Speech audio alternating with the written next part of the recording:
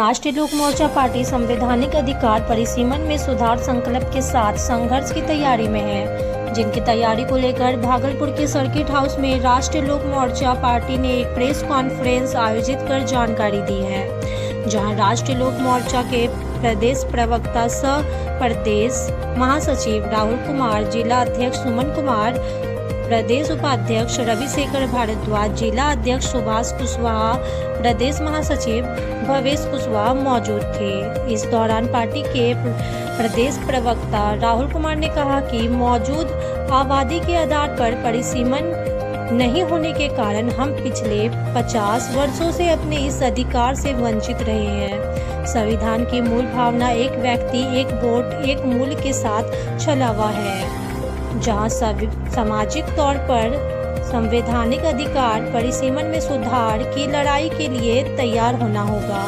वहीं इस दिशा में राष्ट्रीय लोक मोर्चा पार्टी एक जन आंदोलन के लिए बिहार के घर घर तक आम जन मानस तैयार कर व्यापक पैमाने पर संघर्ष करेगी। जब एक साल पहले जब हम ये सवाल उठा रहा है तो बहुत सारे लोग इसको भरमाने की या समझने की कोशिश नहीं कर रहे हैं, लेकिन बिहार के हक की लड़ाई है, तो इस अभियान को भी हम यहाँ से लेकर के चलेंगे। बिहार की जितनी भी पार्टियां तैयारी कर चुकी है और पूरे बिहार के अंदर जिलावार कार्यकर्ता सम्मेलन अभी एनडीए का हुआ। हमारी पार्टी ने शानदार उपस्थिति उसमें दर्ज कराई।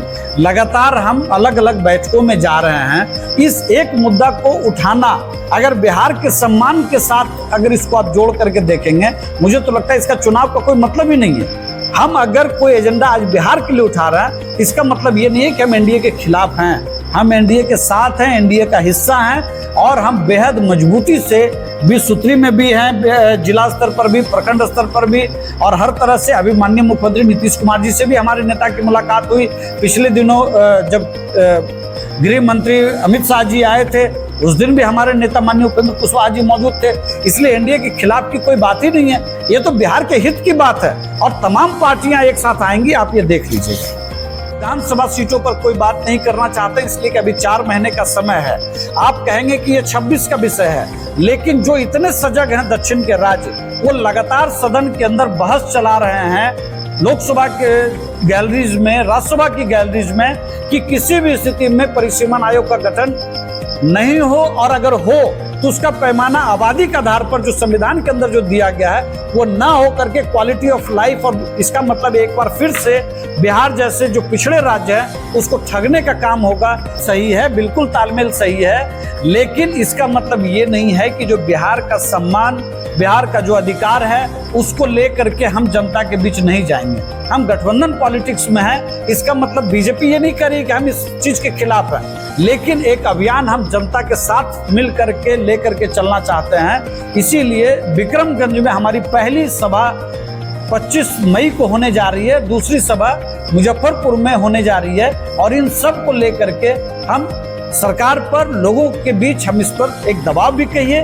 और एक जागरूकता भी कहिए। इसमें सरकार के खिलाफ जैसी कोई बात नहीं है। लोक मोर्चा के राष्ट्रीय अध्यक्ष माननीय उपेंद्र कुशवाहा जी ने पूरे बिहार में, और बिहार में ही नहीं बल्कि पूरे उत्तर भारत में एक मुहिम चलाने का फैसला लिया है। आज हम आपके बीच भागलपुर में हैं और इसी समय पूरे बिहार में हमारी पार्टी के अलग अलग जगहों पे प्रेस कॉन्फ्रेंस चल रहा है। मुद्दा है संवैधानिक अधिकार परिसीमन सुधार। आप सभी को ये जानकारी होगी कि लोकसभा सीटों को लेकर के हर 25 साल पर अभी परिसीमन आयोग बनता है, जिसका काम है लोकसभा सीटों को निर्धारित करना, या तो आबादी के आधार पर या आबादी के संतुलन के आधार पर। लेकिन आपकी जानकारी में मैं एक बात लाना चाहता हूं संज्ञान में, कि आजाद भारत में जब संविधान बना उसके अंदर इस बात का उल्लेख किया गया था कि जनगणना जब कभी भी होगा इस देश के अंदर, उसके बाद परिसीमन आयोग जनसंख्या के आधार पर लोकसभा सीटों का निर्धारण करेगा। इस देश के अंदर 1951 में, 1961 में, 1971 में 3 बार जनसंख्या की गिनती हुई और उसके आधार पर परिसीमन आयोग बना, और जो रिकमेंडेशन उस वक्त आया उसके आधार पर लोकसभा की सीटों को बढ़ाया गया। लेकिन आपातकाल के समय में कांग्रेस की सरकार थी, माननीय इंदिरा गांधी जी ने बिल्कुल तानाशाही तरीके से इस देश के अंदर 42वां संशोधन, संविधान संशोधन ला करके जो हर 10 साल पर परिसीमन आयोग बनता था उसको रोक करके 25 साल के लिए उसको निर्धारित कर दिया कि 25 साल के अंतराल पर ही परिसीमन आयोग बनेगा। पहले आबादी के आधार पर जब सीटों का निर्धारण होता था तो सीटों की संख्या जो थी वो लगातार बढ़ रही थी। जैसे 51 में और फिर 61 में, फिर 71 में, अलग अलग समय में 494, फिर 522, फिर 543 सीटों का निर्धारण हुआ। लेकिन 76 में जब संविधान संशोधन लाया गया तब से आज तक 50 साल हो गया है, कोई परिसीमन आयोग बना भी अगर इस बीच में तो सीटों की संख्या आबादी के आधार पर निर्धारित नहीं किया गया। ये आयरनी है। संविधान कहता है हर व्यक्ति को एक वोट का अधिकार है और उस वोट का मूल्य एक है, लेकिन आज के समय में साउथ इंडिया जो है, जैसे तमिलनाडु, केरल, तेलंगाना, आंध्र प्रदेश, कर्नाटक, ये ऐसे राज्य हैं जहां पे औसतन 21 लाख पर एक लोकसभा सीट है। 21 लाख आबादी, मैं वोटर की बात नहीं कर रहा हूँ, आबादी की बात कर रहा हूँ। उसी तरह से जो नॉर्थ इंडिया है, उत्तर भारत में चाहे वो बिहार, बंगाल, यूपी या झारखंड या मध्य प्रदेश या राजस्थान या दिल्ली, इन सब जगह जो है औसतन 31 लाख आबादी पर एक लोकसभा सीट है। इसका मतलब संविधान अगर कहता है कि एक व्यक्ति एक वोट और एक मूल्य है उसका, तो एक लोकसभा सीट के लिए कहीं पर 21 लाख आबादी की जरूरत है, तो कहीं पे उससे 1/3 ज्यादा 31 लाख आबादी पर एक लोकसभा सीट है। इसका मतलब है कि जो संविधान की जो मूल भावना है उसके साथ खिलवाड़ हो रहा है। संविधान में कहा गया कि एक लोकसभा सीट के लिए 7.5 लाख से 10 लाख की आबादी निर्धारित है, इसके रेंज में होना चाहिए। उस हिसाब से अभी इस देश को 1700 के आसपास 1750 लोकसभा सीटों की जरूरत पड़ेगी। हम ये नहीं कहते कि आप इस देश के अंदर 1750 लोकसभा सीट आप लेकर के आइए, लेकिन जो भेदभाव दक्षिण भारत और उत्तर भारत के बीच का है, आबादी के आधार पर जो लोकसभा सीटों का निर्धारण होना चाहिए, वो हमारा संवैधानिक अधिकार है और इस परिसीमन आयोग के जरिए ही इसको सुधारा जा सकता है। तो मैं आज ये सवाल इसलिए उठा रहा हूँ, हमारी पार्टी, हमारे नेता उपेंद्र कुशवाहा जी ये सवाल इसलिए उठा रहे हैं क्योंकि 2026 में परिसीमन आयोग का गठन होना निर्धारित है। इसके पहले 2001 में भी परिसीमन आयोग का निर्धारण हुआ था, लेकिन उस वक्त सीटों की संख्या नहीं बढ़ा करके, क्योंकि गठबंधन पॉलिटिक्स था उस वक्त, जो अटल बिहारी वाजपेयी जी के नेतृत्व में जो सरकार थी उस वक्त गठबंधन पॉलिटिक्स था और साउथ का भी एक दबदबा उस सरकार में था। उनके दबाव में कहिए या उनकी जिद के आगे, या संविधान संशोधन का भी एक जरिया होता है जिसमें 2/3 बहुमत की जरूरत होती है। उस वक्त क्या किया गया, परिसीमन तो किया गया लेकिन सीटों की संख्या नहीं बढ़ा करके सिर्फ आबादी को संतुलित किया गया। मान लीजिए कोई सीट पर 25 लाख आबादी होगी, कहीं पे 40 होगी, तो दोनों को एवरेज करके 30-32 लाख पर उसको लाया गया। लेकिन अब हमारा ये कहना है कि ये चीजें नहीं होती। तो आज एक औसतन माना जाता है कि बिहार के अंदर कम से कम 60 सीटें लोकसभा में होती और विधानसभा के अंदर भी उसी अनुसार, जैसे 243 सीट अभी है, तो निश्चित तौर पर 60-70 सीटें अलग से बिहार का होता।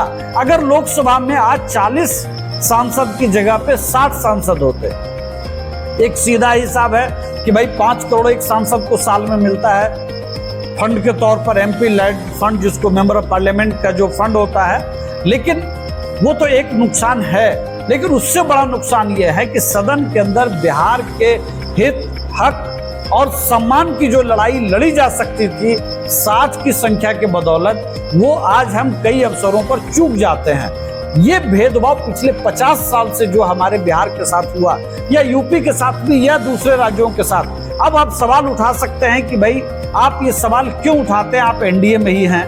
तो मैं आपको एक बात कहूं कि आज परिसीमन आयोग 2026 में बनना है, लेकिन डीएमके के जो स्टालिन जो मुख्यमंत्री हैं वहां के, वो लगातार सदन के अंदर, लोकसभा के गैलरी में या सदन के बाहर, संसद परिसर में लगातार वो लोग इसके विरोध में प्रदर्शन कर रहे हैं, बैठकें कर रहे हैं कि परिसीमन आयोग का गठन नहीं होना चाहिए। और जो भेदभाव जो उनका कहना है कि भाई बिहार या दूसरे राज्यों ने जनसंख्या नियंत्रित नहीं किया। तो मैं एक आंकड़ा आपके सामने मैं देना चाहता हूं। जैसे गांव के अंदर एक कहावत है ना कि जब तुमको खाना था खा लिए, जब मेरी बारी आई तो मेरे आगे से थाली हटा लिए। 1881 से 1971 के बीच में जो साउथ के राज्यों की जो आबादी बढ़ी है वो 3 गुना बढ़ी है। इसी दौर में यूपी की आबादी, उत्तर प्रदेश की आबादी 2 गुना बढ़ी है। 1901 से 1971 के बीच में बिहार की आबादी 2 गुना बढ़ी है। 1901 में बिहार की आबादी 2 करोड़ 12 लाख थी। 1921 में मतलब 20 साल का हो गया टेन्योर, महज 10 लाख आबादी बढ़ी, मतलब लगभग स्थिर रही। क्यों स्थिर रही, ये बात समझना पड़ेगा। उत्तर के जो राज्य हैं उन जगहों पे अंग्रेजों के क्रूर शासन का भी असर रहा यहाँ पे। उसकी वजह से अशिक्षा, गरीबी और कई बीमारियां जैसे हैजा, प्लेग, और एक बात जैसे बिहार के अंदर आपके ही बगल में जैसे मुंगेर या कई इलाकों में आपको 19वीं शताब्दी के शुरुआती दौर में आपको याद होगा कि भूकंप भी आया था। तो उस पूरे टेन्योर को आप देखेंगे, जो क्रूर शासक जो अंग्रेजों का रहा शासन, उसका असर ये हुआ कि पूरे उत्तर भारत में उन दिनों आबादी अस्थिर थी। लेकिन इसकी तुलना में जो दक्षिण भारत है वो काफी हद तक राजनीतिक तौर पर, सामाजिक तौर पर अस्थिर था, जिसकी वजह से उसको इसका लाभ मिला। वो तेजी से अपनी जनसंख्या को नियंत्रित कर पाए। क्योंकि चाहते हैं कि 2025 के बाद जो 2026 आएगा उस वक्त परिसीमन आयोग का गठन किया जाना है संवैधानिक तौर पर। पिछले 50 साल से जो संविधान ने हमको अधिकार दिया है, एक वोट, एक व्यक्ति, एक मूल्य, उसका हनन हुआ है। माननीय उस वक्त की जो तत्कालीन प्रधानमंत्री इंदिरा गांधी थी, उन्होंने इमरजेंसी का दौर था, उसका फायदा उठाते हुए 42वां संशोधन के जरिए जो परिसीमन आयोग हर 10 साल पर गठित होता था और आबादी के आधार पर सीटों का निर्धारण होता था लोकसभा में, उसको उन्होंने 25 साल के लिए फ्रीज कर दिया। 2001 में भी अनफॉर्चुनेटली गठबंधन पॉलिटिक्स की वजह से उन चीजों को फिर खारिज नहीं किया जा सका। पिछले 50 साल से जो सीटें बिहार की हैं वो अस्थिर हैं। अगर वो नियम उसको चलता रहता तो आज बिहार के अंदर कम से कम लोकसभा के अंदर हम 60 रिप्रेजेंटेटिव एटलीस्ट हम इतने लेके जा सकते थे। हम ज्यादा भागीदारी, ज्यादा सम्मान के साथ हम बिहार का वहां पे प्रतिनिधित्व कर सकते थे। तो हमारी पार्टी ये चाहती है कि 2026 में परिसीमन आयोग का गठन हो और आबादी के आधार पर जो संविधान ने जो हमको अधिकार दिया है, एक वोट एक मूल्य का, उसका यहाँ पर पालन हो। अभी दक्षिण के जो राज्य हैं वो 21 लाख पर एक संसद का प्रतिनिधित्व है, बिहार या दूसरे राज्यों का 31 लाख पर है। तो ये निश्चित तौर पर संविधान के जो मौलिक अधिकार हमें मिले हैं, जो संवैधानिक अधिकार हमको मिला, उसका हनन है। इसलिए राष्ट्रीय लोक मोर्चा चाहती है कि पूरे बिहार के अंदर इस चीज को लेकर के गांव-गांव तक हम जाएं, ताकि एक जनमानस का दबाव सरकार पर भी बढ़े और जागरूकता फैले अपने अधिकार के लिए और लोकसभा की सीटों को बढ़ाया जा सके। 26 तो आगे बाकी है।